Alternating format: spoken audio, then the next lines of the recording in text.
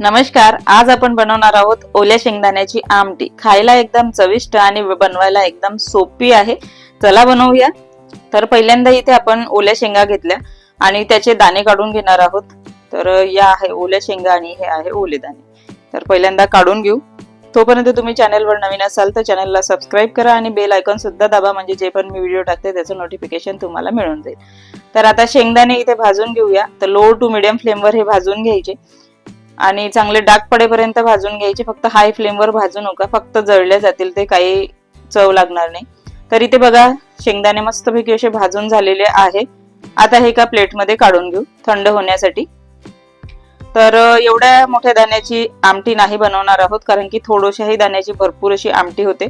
त्यासाठी मी इथे पार्ट करून घेतले। मोठे जे सगळ्यात जास्त दिसत आहे त्याची चटणी बनवणार आहे आणि थोडेसे दिसत आहे त्याची आमटी बनवणार आहे। तर एका कढईमध्ये आता अगदी थोडंसं तेल घेतलं आणि त्यामध्ये 2 मिरच्या आणि लसणाच्या कळ्या टाकून ह्या मंद आचेवर चांगल्या डाग पडेपर्यंत भाजून घ्यायच्या। बघा भाजून झालेले आहे, आता त्या काढून घेऊ। तर जे आता कमी शेंगदाणे मी काढून घेतलेले होते अगदी छोट्याशा वाटी भरून, ते मिक्सरच्या पॉट मध्ये टाकले, थंड झाले आहे तरी। आणि नंतर जे लसणाच्या कळ्या आणि मिरची होतं ते टाकून घेतलं आणि पाणी न टाकता पहिल्यांदा वाटून घेतलं। आता हे बघा यामध्ये अगदी थोडंसं पाणी टाकायचं, एकदम गडे गडे सुद्धा नाही पाहिजे, चांगलं पेस्टही झाली पाहिजे। सो पुन्हा एकदा थोडंसं एखादी चम्मच पाणी टाकून फिरवून घेतलं। आता एका कढईमध्ये तेल गरम करायला ठेवलं, नेहमीपेक्षा थोडंसं जास्त घ्यायचं या आमटीला। नंतर त्यामध्ये तेल गरम झालं की तेजपान टाकलं, मोहरी जिरं टाकली आणि नंतर चांगलं तडतडू दिल्यानंतर यामध्ये एक कांदा बारीक चिरलेला, मीडियम साईजचा आहे, एकदम बारीक चिरलेला कांदा टाकला।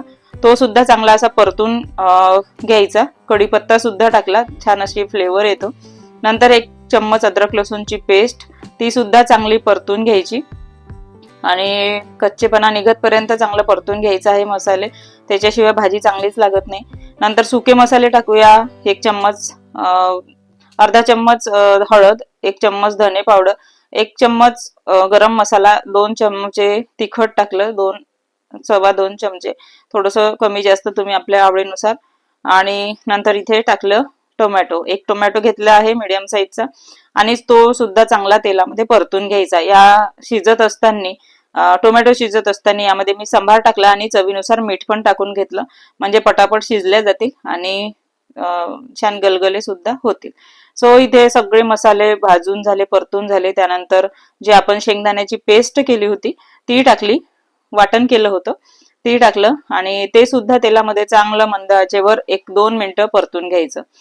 आता तेलामध्ये परतून झाल्यानंतर हे बघा अगदी यामध्ये थोडंसं पाणी टाकायचं आहे, पण मी इथे गरम पाण्याचाच वापर केलेला आहे। एकदम अशी तुम्ही खाऊ शकत नाही, चांगली नाही लागणार तेलामध्ये परतलेली।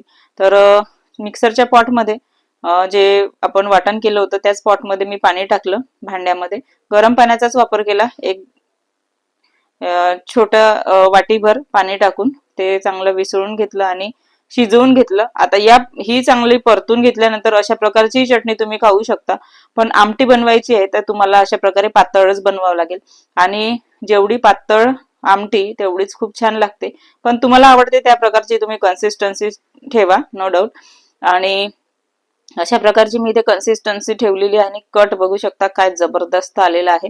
आता अगदी लो फ्लेम ठेवायची, हाय फ्लेम बिलकुल ठेवायची नाही या स्टेजला। लो फ्लेम वरती 5-1 मिनिटं फक्त शिजवून घ्यायचं लो फ्लेम वरती, छान तर्री येते आणि 1 नंबर अशी चविष्ट आपली आमटी लागते। तर शेवटी टाकायचा सांबार। आपली ओल्या शेंगदाण्याची आमटी रेडी आहे आणि अशा प्रकारची आमटी तुम्ही करून बघा। व्हिडिओ आवडला तर लाईक करा। आता याला तुम्ही मस्तपैकी असं भाकरी कुचकरून चुरून यामध्ये खाऊ शकता, पोळी सोबत, भातासोबत अतिशय टेस्टी लागते, यम्मी लागते। नक्की ट्राय करा। तर मस्त खा, स्वस्त राहा। पुन्हा भेटूया नेक्स्ट व्हिडिओ मध्ये, तोपर्यंत बाय।